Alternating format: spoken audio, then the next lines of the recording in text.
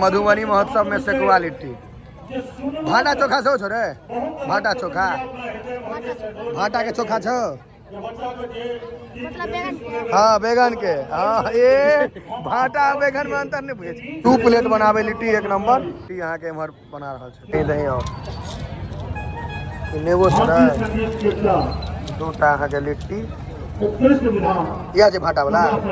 बैगन के बैगन दोसर छै कथी छै तीसी हाँ तीसी के चटनी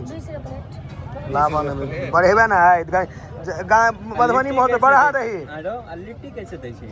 2 रुपया जोड़ा प्लेट 20 रुपया लिट्टी 5 रुपया तो 5 दूनी 10 20 30 चोखा अलग से नहीं नहीं एते भाईजी डोमिनोज थोड़े छे सबटा अलग अलग जोड़ दिलिए बढ़िया दिलिए एकदम मधुबनी महोत्सव में की खेलो तो लिट्टी चोखा चलू गाड़ी में बैस के खाई छी हैया भाटा के चोखा बैगन जे कहल के बच्चा बैगन दिल खूब वायरल भेल छै किसी चटनी से खाई तुम नीक छै ने